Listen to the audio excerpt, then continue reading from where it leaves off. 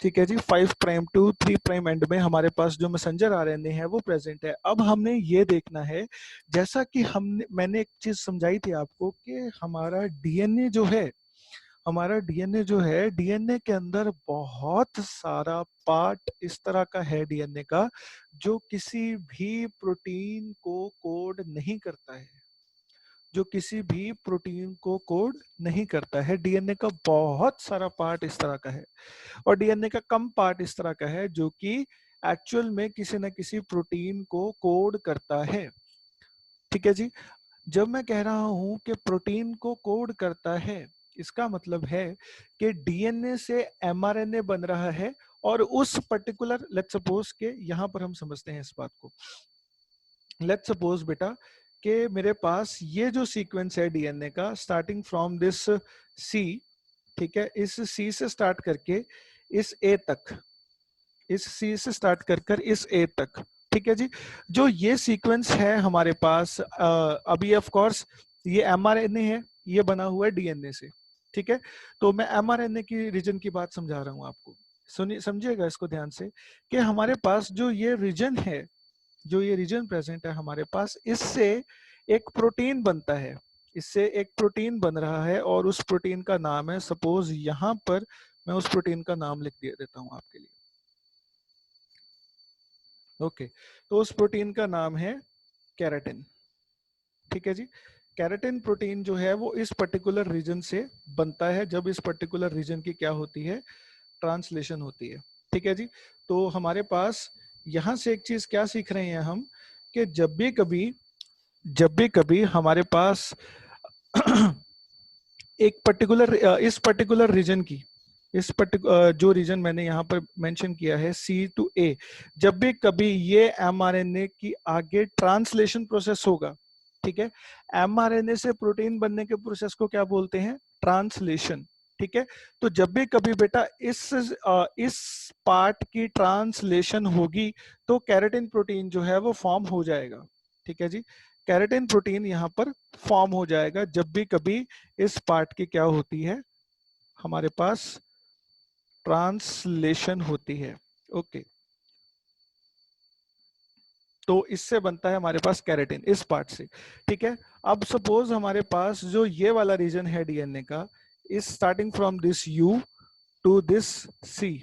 ठीक है, ये जो रीजन है डीएनए का, एमआरएनए का, सॉरी, एमआरएनए का जो ये रीजन है, जब भी कभी इसकी, जब भी कभी इस पार्ट की ट्रांसक्रिप्शन हो, जब भी कभी इस पार्ट की ट्रांसलेशन हो, आई एम सॉरी, ट्रांसक्रिप्शन तो हो चुकी है, आरएनए बन चुका है, जब भी कभी इस पार्ट की ट्रांसलेशन हो, ठीक है जी, तो कोई भी प्रोटीन फॉर्म नहीं होता है।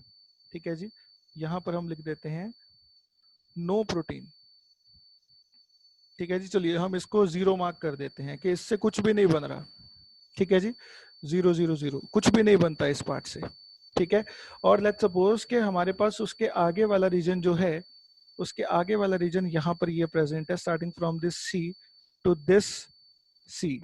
ठीक है, तो जब भी कभी इस पार्ट की ट्रांसलेशन होती है, जब भी कभी इस पार्ट की ट्रांसलेशन होती है, तो यहाँ पर हमारे पास एक और प्रोटीन बनता है जिसका नाम है, और उस प्रोटीन का नाम है, लेट्स सपोज, कोलेजन।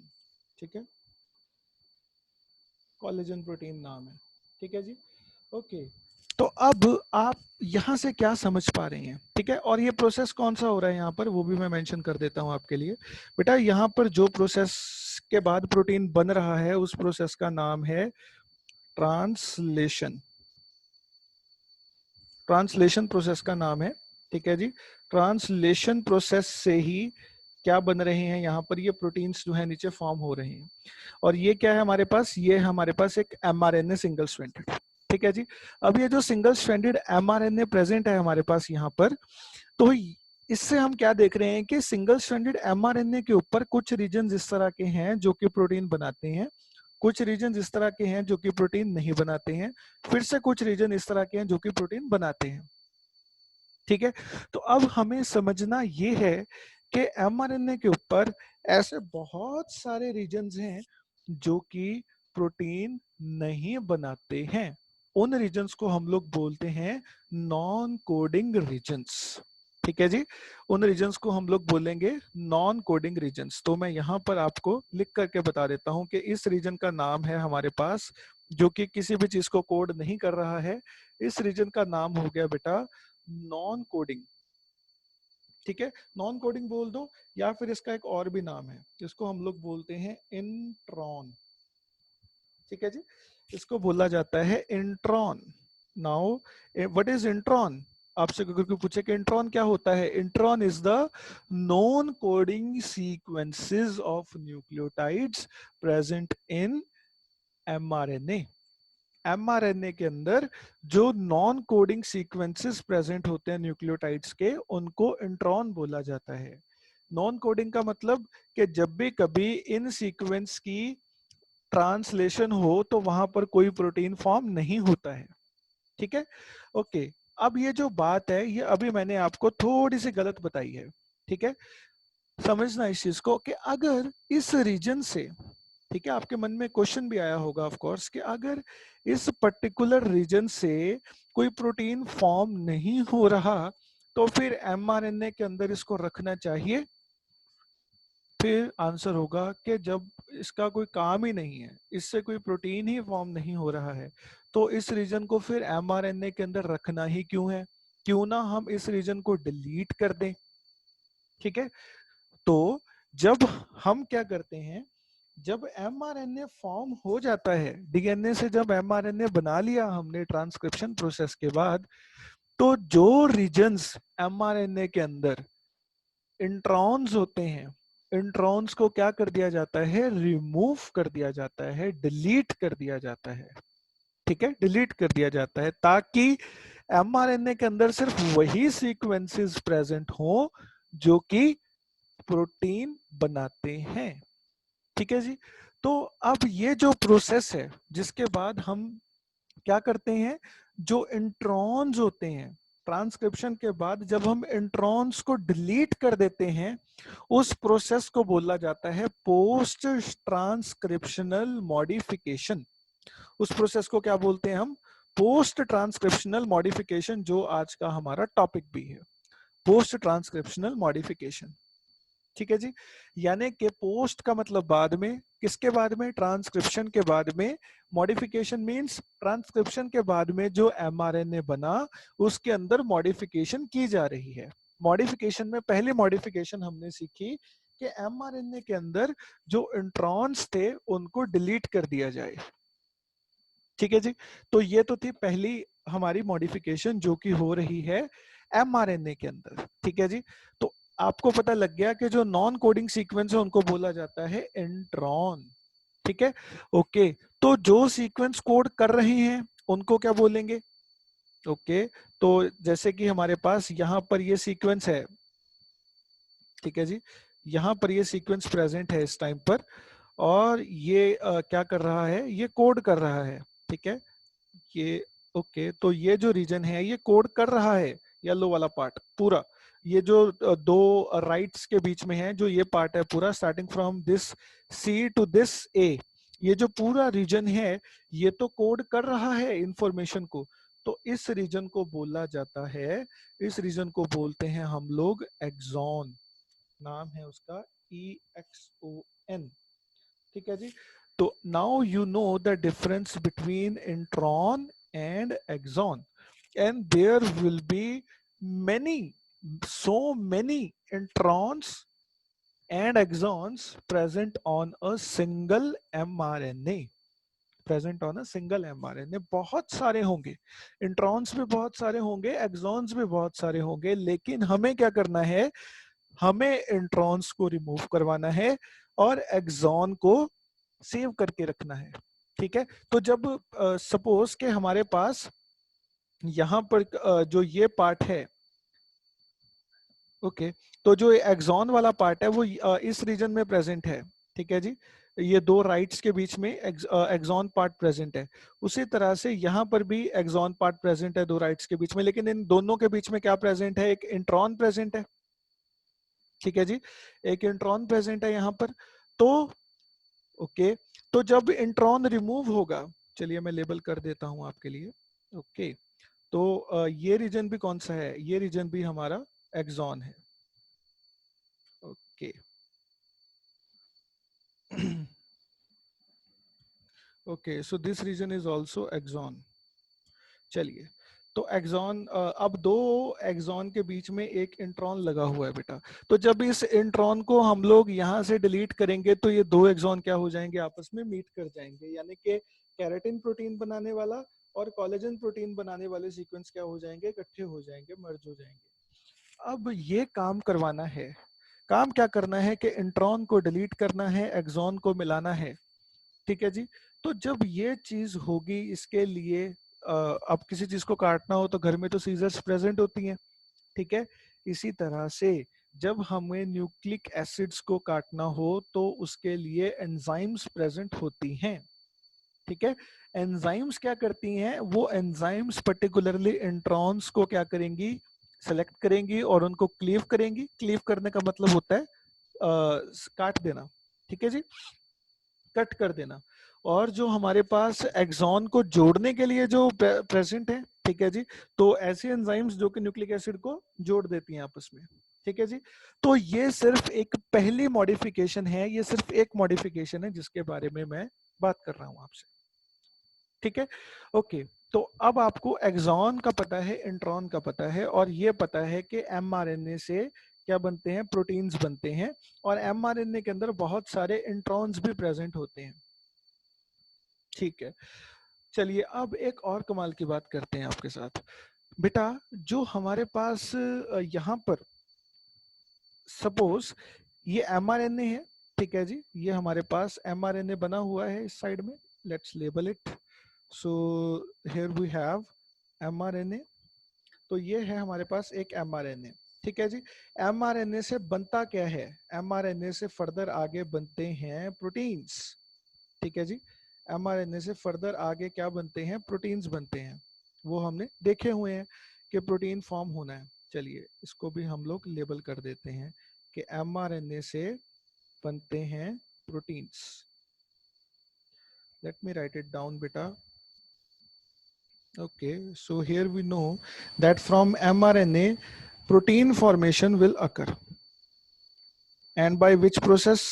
Process हमें पता है, ट्रांसलेशन। ठीक है, ट्रांसलेशन। ओके, अब क्वेश्चन आता है कि अगर एक एमआरएनए प्रेजेंट है हमारे पास, एक एमआरएनए की चेन है। ठीक है, एक एमआरएनए की चेन है, जैसे कि यहाँ पर हमने देखी, ये पूरी चेन है एक एमआरएनए की। ठीक है जी, एक लॉन्ग स्ट्रैंड है एमआरएनए का।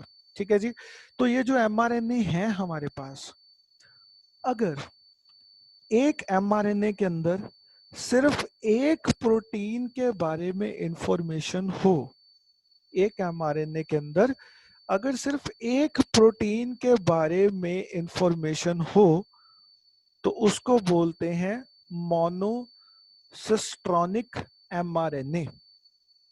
ठीक है, यहां पर मैं लिख देता हूं आपके लिए। ओके, तो होगा mono if mRNA contains information of one protein only,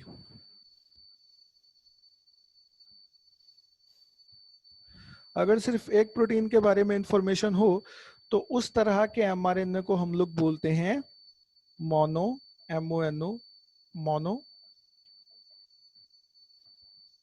सिस्ट्रॉनिक, monocistronic mRNA. ठीक है जी, उसको क्या बोला जाएगा फिर, मोनोसिस्ट्रॉनिक एमआरएनए बोला जाएगा। ठीक है,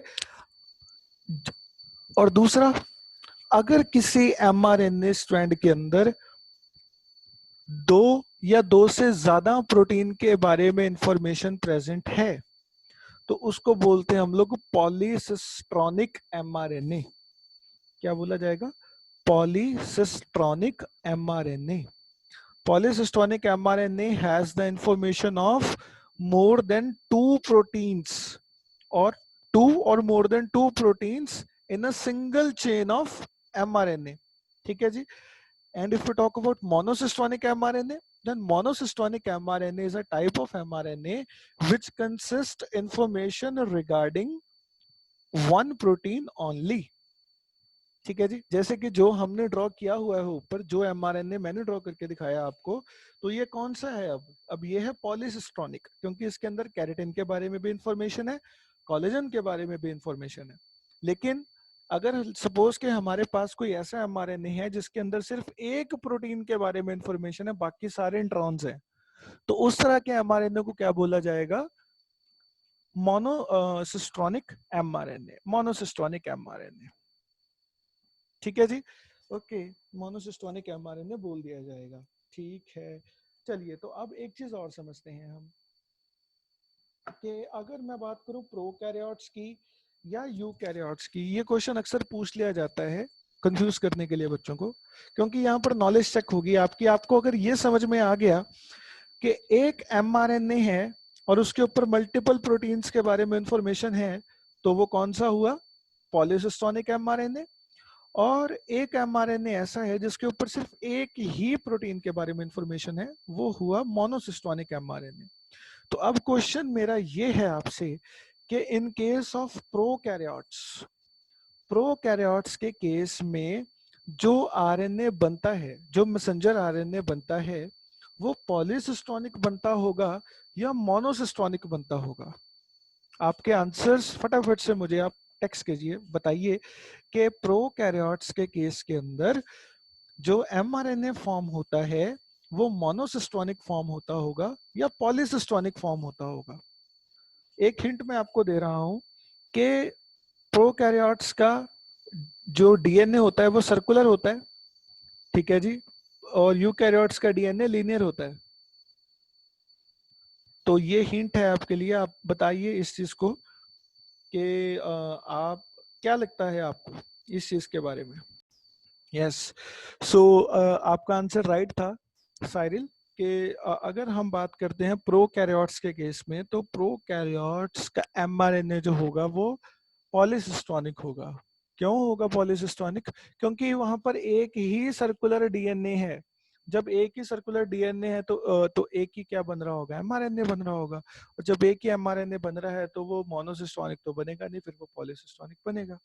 ठीक है जी, तो ये सिनेरियो है इस चीज का। आपका आंसर बिल्कुल ठीक था उस सिनेरियो में। ठीक है जी, तो ठीक है बेटा, तो ये तो था हमारे पास पहला काम जो हमने आज सीखा कि पोस्ट ट्रांसक्रिप्शनल मॉडिफिकेशन के अंदर हम करते क्या हैं। तो पहली चीज आपने सीख ली कि हम लोग जी इंट्रॉन्स को रिमूव कर देते हैं। इंट्रॉन्स को जब हम रिमूव कर देंगे तो इस प्रोसेस को बोला जाता है स्प्लाइसिंग। स्प्लाइसिंग क्या होता है? Splicing is the process of removal of introns from messenger RNA. Messenger RNA में से जब हम इंट्रॉन्स को रिमूव करवा देते हैं, उस प्रोसेस को बोला जाता है स्प्लाइसिंग। ठीक है जी, वो प्रोसेस को फिर हम लोग बोलते हैं स्प्लाइसिंग। और स्प्लाइसिंग के लिए कौन सी एंजाइम रिस्पॉन्सिबल होती है, क्या चीजें ध्यान में रखनी है, वो हम अब आगे सीखते हैं। Let's erase this things first.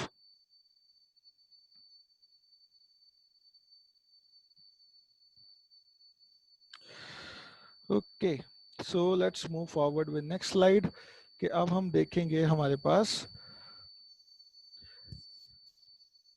Central dogma हमने कर लिया है। सेंट्रल डोगमा हमें पता है, डीएनए से डीएनए बनना, रेप्लिकेशन डीएनए से आरएनए बनना, ये पता है हमको। ओके,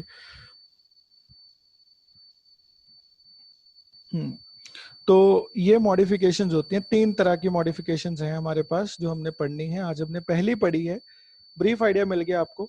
स्प्लाइसिंग हमने पढ़ ली है कि इसके अंदर क्या करते हैं, जो इंट्रॉन्स हैं उसको रिमूव कर दिया जाता है और जो एक्सॉन्स हैं उनको जोड़ दिया जाता है। इसके अलावा 2 और होती हैं, एक होती है 5 प्राइम एंड कैपिंग, एक होती है 3 प्राइम एंड पॉलीएडेनाइलेशन। एक पे हमने क्या करनी है, कैप लगानी है। 5 प्राइम एंड के ऊपर हम लोग कैप लगाते हैं और 3 प्राइम एंड के ऊपर पॉलीएडेनाइलेशन करते हैं। ठीक है जी, तो अब इनका सिग्निफिकेंस क्या है वो समझ लेते हैं एक बार हम। कि देखो बेटा, मॉडिफिकेशन करवाई इसलिए जा रही हैं स्प्लाइसिंग क्यों होती है उसका मतलब आपको पता लग गया, ताकि एक एमआरएनए के अंदर जब ट्रांसलेशन का प्रोसेस हो तो उसके अंदर सिर्फ वही सीक्वेंसेस प्रेजेंट हों जिससे कि प्रोटीन्स बनते हैं। इस वजह से हम लोग एमआरएनए के अंदर सिर्फ एक्सॉन रखते हैं, और यही आइडिया है स्प्लाइसिंग करवाने का। वो आपको समझ में आ गया है। लेकिन ये कैपिंग और पॉलीएडेनाइजेशन का मतलब क्या है? सपोज के धूप बहुत है, धूप बहुत है, हमने घर से बाहर निकलना है, ठीक है ना, तो मोस्टली हम क्या करते हैं, कैप ले लेते हैं, ठीक है, या हम अपने सिर को ढक लेते हैं कि गर्मी ना लग जाए कहीं पर, ठीक है जी। वही काम हमने अब करवाना है। जब एमआरएनए बना कहां पर है, ट्रांसक्रिप्शन का प्रोसेस न्यूक्लियस के अंदर हो रहा है, हमें पता है। न्यूक्लियस में से उस एमआरएनए ने निकलकर बाहर आना है साइटोप्लाज्म के अंदर। तो जब उसने साइटोप्लाज्म के अंदर आना है, ठीक है जी, तो अब वो न्यूक्लियस से बाहर जा रहा है साइटोप्लाज्म के अंदर आने के लिए, तो वो क्या करके जाएगा, कैप लगा करके जाएगा, ठीक है जी। वो कैप क्या करेगी, कैप का काम क्या होगा, कैप का काम होगा एमआरएनए को प्रोटेक्ट करना और सेफली पहुंचा देना साइटोप्लाज्म में बैठे हुए राइबोसोम के पास, ठीक है। और पॉलीएडेनाइलेशन क्या करेगी, पॉलीएडेनाइलेशन का एक पॉलीएडेनाइलेशन क्या होती है कल बताऊंगा, लेकिन इसका फंक्शन सुन लो। पॉलीएडेनाइलेशन हेल्प करती है एमआरएनए को ताकि वो राइबोसोम की सरफेस के साथ इजिली बाइंड हो सके। तो कैप क्या करेगी, उसको सेफली लेकर के जाएगी न्यूक्लियस में से साइटोप्लाज्म तक, ठीक है जी। और पॉलीएडेनाइलेशन क्या करेगी, पॉलीएडेनाइलेशन एमआरएनए को हेल्प करेगी ताकि वो राइबोसोम को रिकॉग्नाइज करके इजिली उसके साथ बाइंड हो जाए, ठीक है जी। तो ये काम है बेटा हमारे पास। नाउ आज के लेक्चर में इतना ही था हमारे पास, मिलते हैं नेक्स्ट लेक्चर के अंदर।